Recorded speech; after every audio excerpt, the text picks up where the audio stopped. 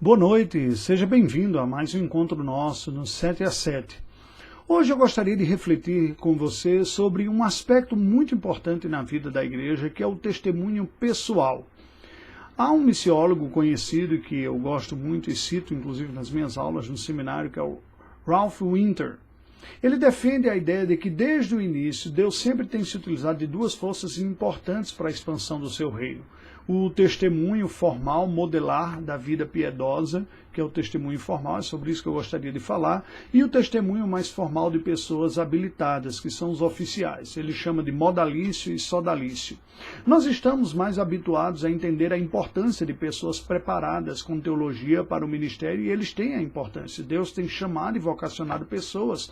Paulo mesmo diz, olha, nós somos cooperadores de Deus nesta obra. Paulo plantou, Apolo regou, mas o crescimento veio do Senhor. Mas, no entanto, a Bíblia fala também do testemunho pessoal dos indivíduos que são usados por Deus neste relacionamento. E até mesmo aquelas pessoas que estão no ministério pastoral não podem se omitir dessa tarefa de investimento na vida de pessoas, aquilo que nós chamamos de discipulado pessoal. Veja que o próprio apóstolo Paulo investiu na vida de algumas pessoas que se tornaram instrumentos úteis em suas mãos e nas mãos de Deus, na verdade, no reino do Senhor.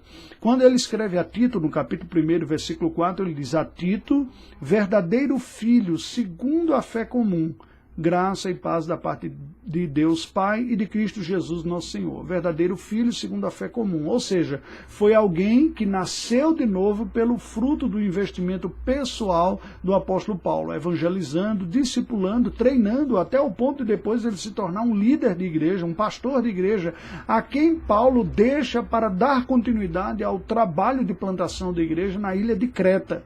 Então, alguém que foi sendo acompanhado, não apenas evangelizado, mas acompanhado. Um outro exemplo importante e conhecido é Timóteo. Na primeira carta a Timóteo, capítulo 1, versículo 2, nós lemos: a Timóteo, verdadeiro filho na fé, graça, misericórdia e paz da parte de Deus Pai e de Cristo Jesus, nosso Senhor. Novamente, alguém que veio a crer em Cristo, ele diz, verdadeiro filho na fé, veio a crer em Cristo como Senhor e foi discipulado, foi treinado, foi ensinado por Paulo, a ponto de se tornar também um pastor, um jovem pastor. Paulo viu qualidades, viu evidências do chamado, investiu na vida dele, a ponto de ele se tornar pastor. Nós temos mais um destaque assim. O próprio Paulo havia sido inserido no contexto da igreja por Barnabé, que teve sensibilidade. Agora veja, Paulo fez isso na vida de muitas outras pessoas. Ele não apenas tinha um ministério público de pregar a palavra, de casa em casa, publicamente, mas ele também investia pessoalmente na vida de alguns, como nós devemos fazer. Não apenas nós pastores, mas cada cristão. Quando Paulo escreve aos Romanos, capítulo 16, nós temos um relato muito importante e curioso sobre um casal, Priscila e Áquila.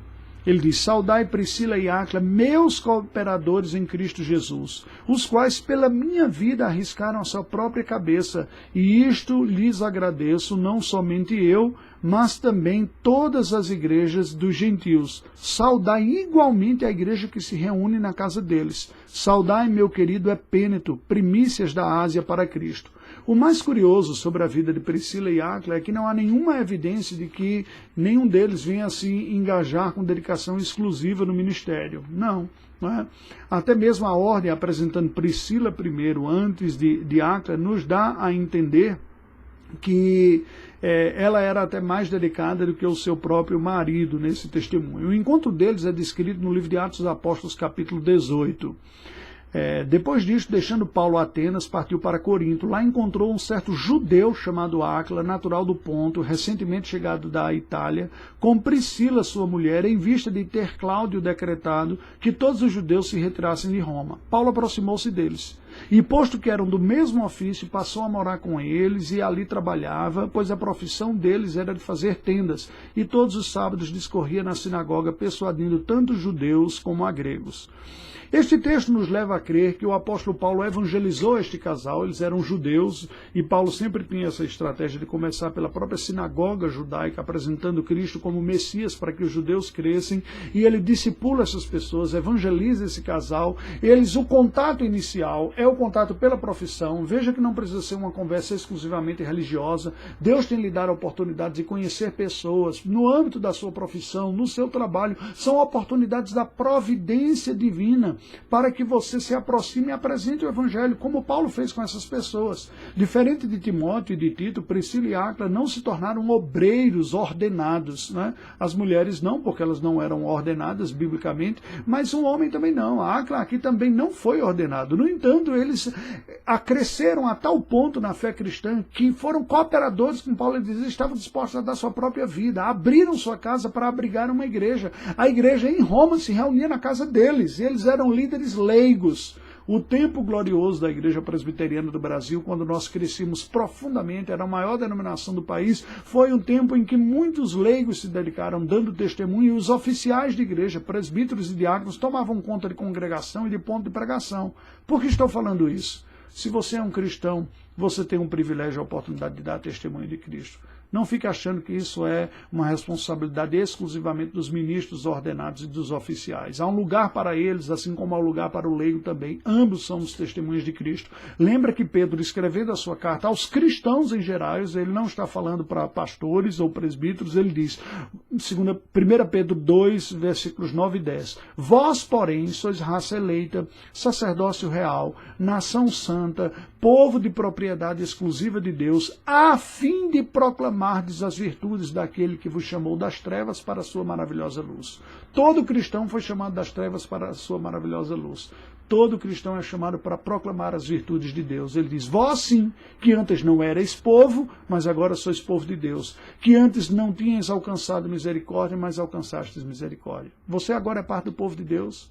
Você agora conta com a misericórdia de Deus na sua vida, então você é chamado para ser testemunha de Cristo Jesus. Com o que você sabe, com as pessoas que estão sob a influência que a providência divina coloca sobre a sua vida. É você a testemunha. Não fique pensando que é simplesmente convidar a pessoa para ir para a igreja, ou vá ouvir o meu pastor que ele sabe explicar bem. Fale você o que você tem aprendido. Deus lhe chamou para isso. Oremos ao Senhor. Deus bendito, nós te rendemos graças pela tua palavra. E pedimos que tu nos capacites a cada um de nós a sermos fiéis administradores do recurso e do conhecimento que tu nos tens dado. Que sejamos nós mesmos testemunhas de Jesus Cristo nos âmbitos que a tua providência coloca a oportunidade em nossa vida. Oramos em Cristo Jesus. Amém. Graças a Deus, aguardo você amanhã.